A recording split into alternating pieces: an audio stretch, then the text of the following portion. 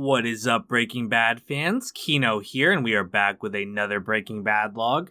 Today we're looking at the 4th episode of Season 5, Shotgun. Now, the episode opens with Walt speeding in his car like a maniac. He's on the phone with Saul, telling him to give Skyler his money should something happen to him. He assumes Gus has killed Jesse and is going to kill him next. He then calls Skyler and leaves a voicemail saying that he loves her. He then pulls out his .38, getting ready for a fight. After the title, he arrives at Los Pollos Hermanos. He demands to talk to Gus, but is told that he's not there. He doesn't believe this and sits defiantly in the restaurant.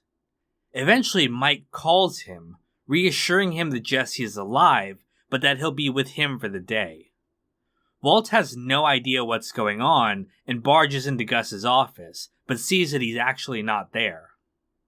Meanwhile, Jesse believes that Mike was lying and that he plans to kill him and leave him in the desert. When they pull over in an abandoned building, Jesse gets ready for a fight, but it turns out that Mike is just picking up money. They then leave for the next stop. Meanwhile, Hank meets with Tim Roberts again.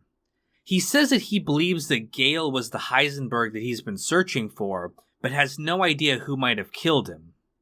Though Tim wants to keep him involved in the investigation, Hank says that he's ready to put the whole thing behind him and doesn't want to be involved moving forward. Jesse and Mike then continue their pickups, with Jesse growing increasingly bored. Jesse believes that he is the new guy responsible for guarding Mike. Mike, however, corrects him. You are not the guy. You're not capable of being the guy. I had a guy, but now I don't. You are not the guy. He's not the guy.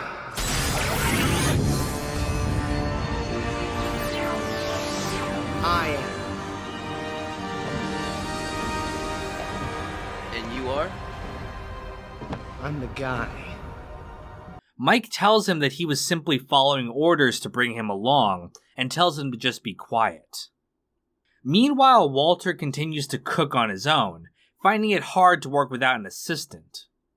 Later, he and Skyler officially sign the paperwork buying the car wash.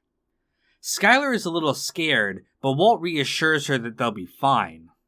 She says that they have to be honest for this to work, which Walt agrees to. However, we of course know that that's not going to happen. She then plays their voicemail and hears the message he left at the beginning of the episode. She likes that he said that he loved her, and they end up having passionate sex. Later, their son comes home and can see that they're hooking up. Skyler suggests that Walt move back in, both for their cover story and because she's genuinely starting to forgive him. Later, Walt goes back to work at the lab. He can't do the job alone, so he refuses to work until Jesse is returned. Tyrus eventually comes and helps him with the work. It's funny too that Walter was having trouble with the barrel, given the fact that he had so much trouble stealing a barrel of methylamine back in Season 1. What did you think about stealing a hand truck? Hey, try rolling it, morons. It's a barrel. It rolls. Jesus. At their last stop, Mike steps away from the car into an abandoned building. While he's gone, 2 cars pull up and box them in. Jesse sees them approaching with guns and assumes that they're there to rob them. He ends up reversing and slamming into the car before escaping. Later, he picks up Mike and explains what happened. Mike congratulates him for doing a good job, allowing him the reward of smoking in his car. Back at the White residence, Walt makes coffee for him and his son. Junior says that Skyler told him that Walt is moving back in, which he's glad about. However, when Walt notices a mug from Beneke Fabricators, he's reminded of Skyler's affair, and his pride is wounded. Later, at the lab, he sees that Jesse has returned to work. Jesse tells him about the situation with Mike. Walt is incredulous at the idea of Jesse guarding Mike, which Jesse takes offense at. He says that he's going to continue to help out Mike from now on. However, we actually learn that Walt was right, and that the robbery was set up as a way to make Jesse feel responsible. This is all part of Gus's plan to manipulate Jesse and pull him away from Walt. Later that night, Walt and his family go over to Hank's for dinner. Walt, angry about Skylar, and now Jesse as well, gets drunk on wine.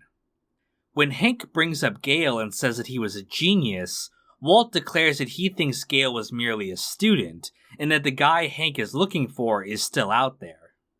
This was a completely stupid thing to do, as Hank believed that Heisenberg was dead, which was good for Walt. However, his ego is so huge, he can't stand to have anyone else take credit for his work. This proves to be a mistake though, as in the final scene, Hank has begun to look into Gale again. He notices something he overlooked before, the fact that Gale has a napkin from Los Pollos Hermanos, despite the fact that he's a vegan. This clue will obviously draw him closer to Walt and Gus, which again, was such a pointlessly stupid thing for Walt to do. What's even more ironic is the fact that Hank wasn't even praising Gale as a genius. He was saying it was a shame Gale never used his intelligence for something good, and of course, the same thing could be said of Walt. Walt is obviously incredibly intelligent, but instead of doing something positive for the world, his pride and jealousy of gray matter led him into making poison for money. The title of the episode, Shotgun, refers to Jesse riding in the passenger seat with Mike, as well as the shotgun the pretend robber was carrying. Also, while Jesse is bored in a car, he again sings the song Fallacies from his band Twathammer. Hank refers to Gale as a mix of Scarface and Mr. Rogers. The original pitch of the show was that Walt would transform from Mr. Chips, another mild-mannered character, into Scarface. And the pitch always was, we're going to take Mr. Chips and we're going to turn him into Scarface. From the very beginning, Vince Gilligan said he wants to take Mr. Chips and turn him into Scarface. And that's what he's done. Finally, we see an award poster in Los Pollos Hermanos for winning the Best Burrito of 2010. As I stated before, though, this episode is estimated to take place in 2009, which makes this another anachronism. And that's pretty much everything I have to say about the episode. Thank you guys so much for watching, and stay tuned for the next one, coming soon. Old man grabbed me and said, "Hey, smoke up, Jesse!" Russell, Sean, Heart of Markness, Logan, Clean, John Reyna, Jesse Sterling, Andrew Stewart, Obs Racing Media, Daz J. Kid, Conan Higgins, Sam Cedarlin, Don Lucania, Celery Man, Jenna Marie Johnson, and Brad Smith Studios.